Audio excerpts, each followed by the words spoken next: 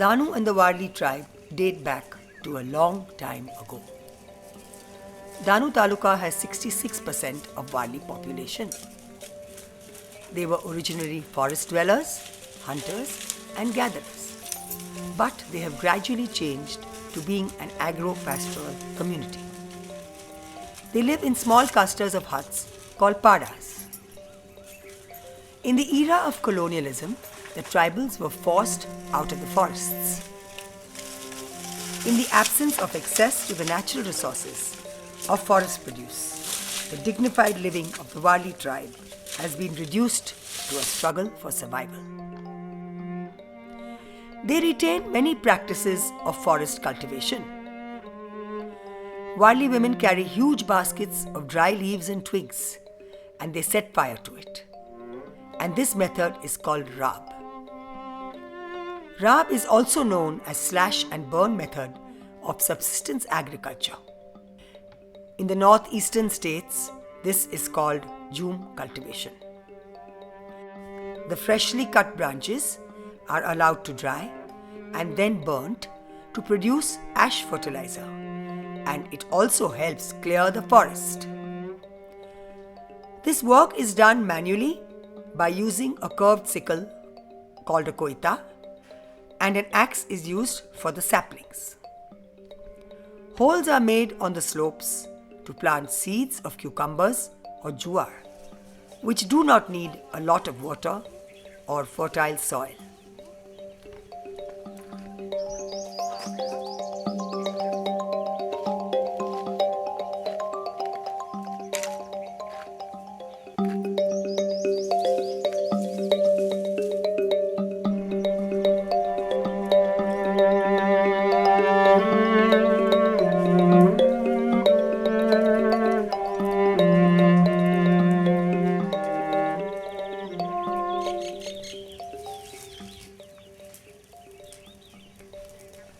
The birds like the drongo make the most of this situation and catch small insects on the wing which fly out of the blaze.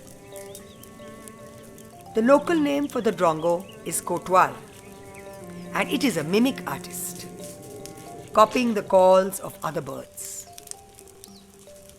Warli children are adept at using the slingshot or a catty to hunt small birds for eating purposes. The Warlis are very good at judging wind direction as well as the lay of the land.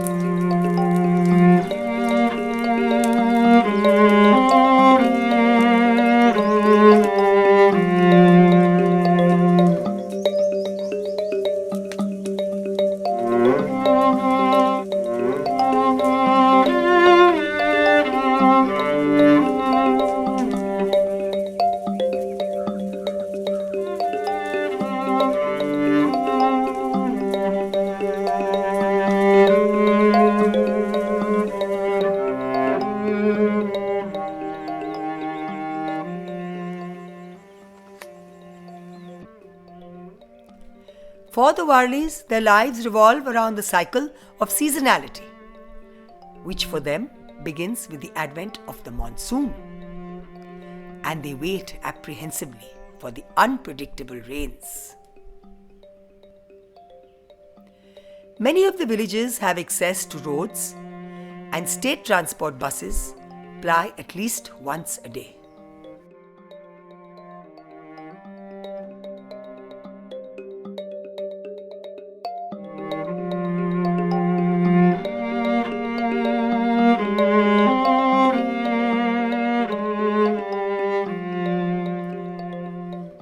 The arrival of the monsoon gives them hope, as now they are able to sow their paddy and wait for a good crop of rice, which is their basic food.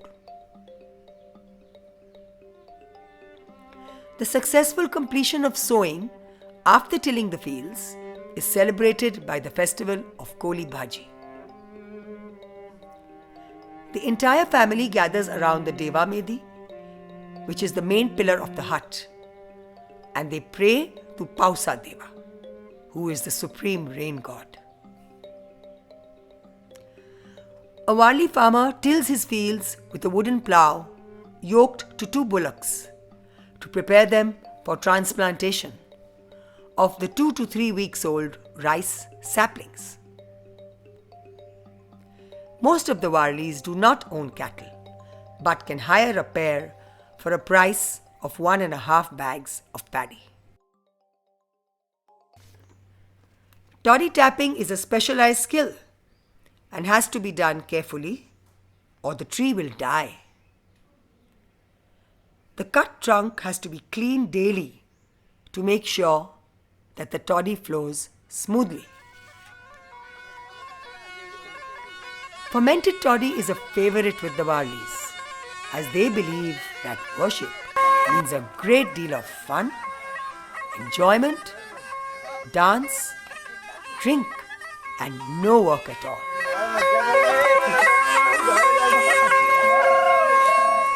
The Tarpa dance is unique to the Warlis, and they perform this dance to the lilting tune called the Chala of the Tarpa player. This dance is performed as a celebration. Here the men and women form a chain, but it is an open-ended circle, and they clasp their hands behind their backs, and they move in a sweeping fashion. It is the Tarpa player who decides when they will change the direction by changing his tune. So he is the leader, and the dancers have to listen to him closely. The rhythmic pattern has a meaning to it. The tempo is made faster and faster till it reaches a crescendo.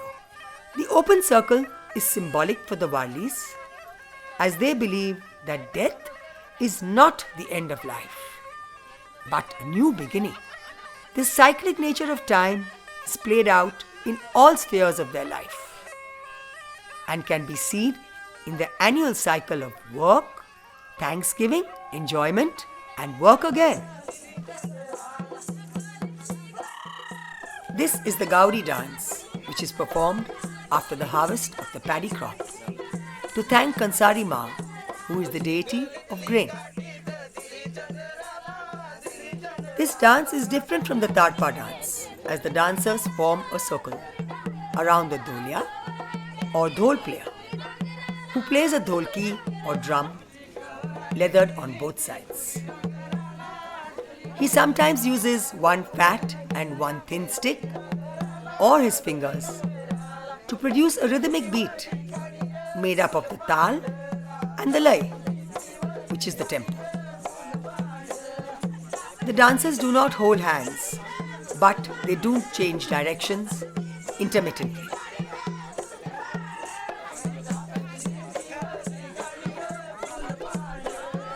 Nowadays, the Warli men mostly wear pants, and the younger girls wear petticoats and blouses instead of saris. There is a folk tale that says that Kansari Ma had cursed the Warlis, so that is why they never have surplus grain and have to till their fields every year.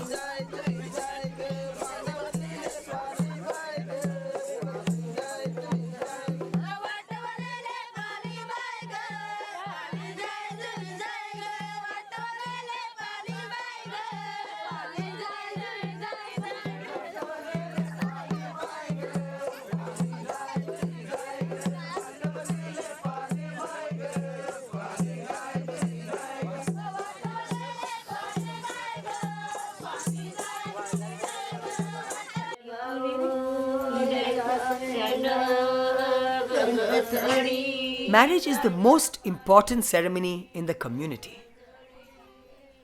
Their marriage traditions are unique to the Warli culture. It lasts for 4 to 5 days, and many minor rites are carried out in detail. The marriage season begins at the end of February or Megha. During the pre-wedding preparations, the lady of the house draws a pattern around the ukhal, which is a depression in the floor of the hut in which rice is pounded. It is called chauk bharne, and the rice is homegrown in their own fields. The traditional painting of the Lagna Chowk is as important as the wedding cannot take place without it. The goddess Palgata is drawn in the center, and she is the deity of fertility. The Warlis believe that with the marriage of the bride and groom, all living things are fertilized and re-energized into creativity.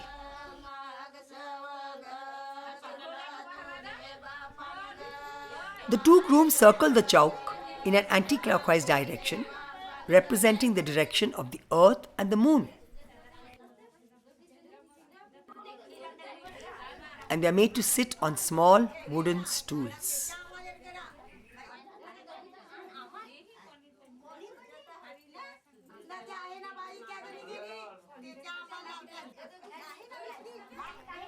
The rice paste is applied to their body, starting from their feet, and symbolically brushing the energy upwards for the good spirits to bless the grooms.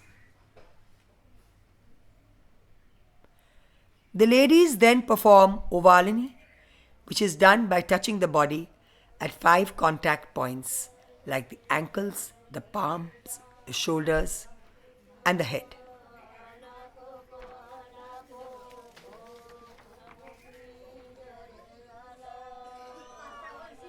There is singing by the Suvasins, who are the married women, in the background, who tell the grooms not to forget their parents and not to shirk their responsibilities either.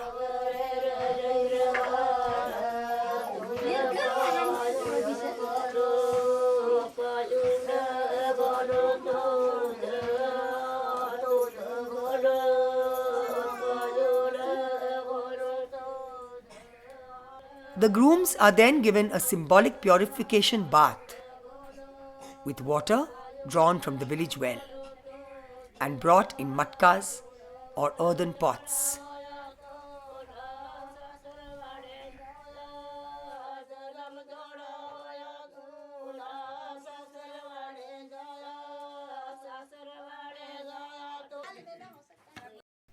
Rice is pounded in the ukhal, alternating the musal, which is a heavy wooden rod, and this needs a lot of skill and perfect timing. The supra, which is used for winnowing, is also used to hold the ceremonial headdress or the basing, along with rice, betel nut, betel leaves, and haldi above the groom's head during the wedding preparations the next day.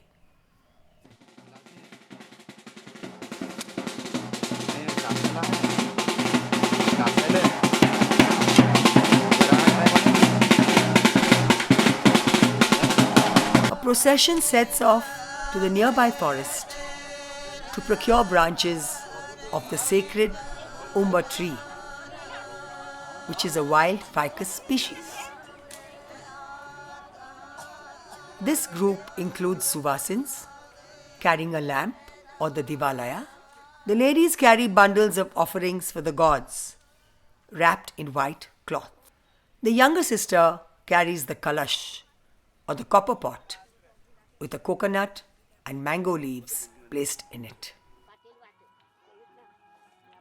The Warlis depend on the forest for forest produce, but will take only what they need.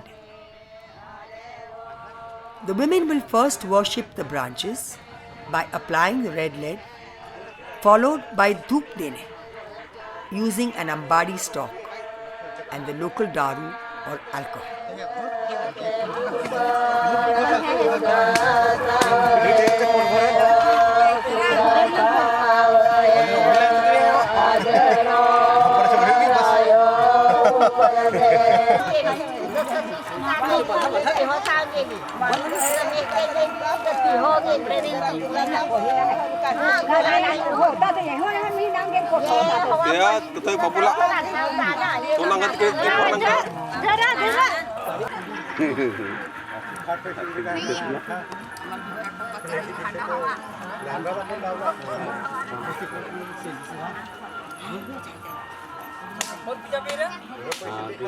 Toddy is drunk by the Bhagat in a leaf cup or drone and then offered to all the family members present too. Alcohol forms a very major part in all their offerings.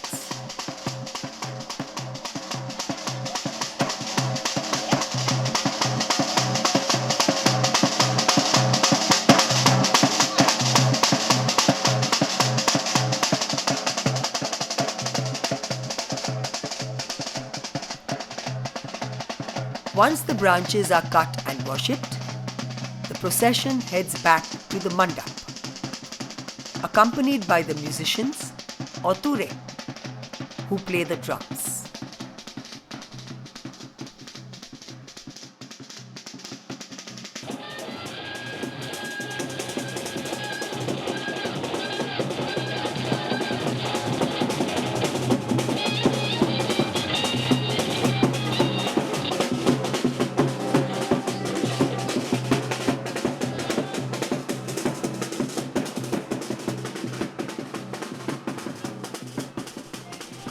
More and more huts in the villages today have pakka walls made of bricks as compared to the eco-friendly walls of karvi and cow dung.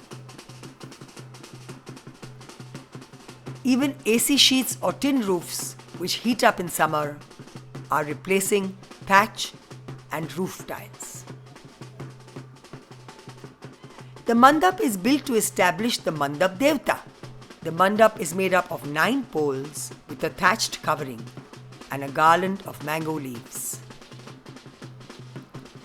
The women go around the central pole in an anti-clockwise direction, and the elderly ladies are asked to join the circle by the younger generation. This clearly shows that they still respect their elders. Unfortunately, customs are changing at a very fast pace due to urbanization and external influences. There is already a loss of traditional knowledge linked to the changing culture. The planting of the Umbar branch is very significant to the Warlis. By doing this, the Kuldev is invited to attend the wedding. The main god of the Warlis is the Wagdev or tiger god, and totem poles of stone or wood stand in the open landscape under the canopy of the sky. By living in communion with nature, they have reached heightened consciousness. Their paintings, rangoli, dance, singing, and music are a prayer of thanksgiving and celebration. Warlis live in tune with nature and respect all living creatures too. They use all natural resources very sparingly and sustainably. We have a lot to learn from them. The Warlis teach us to press the pause button and take a closer look at life. A lesson that will be treasured till the end of time.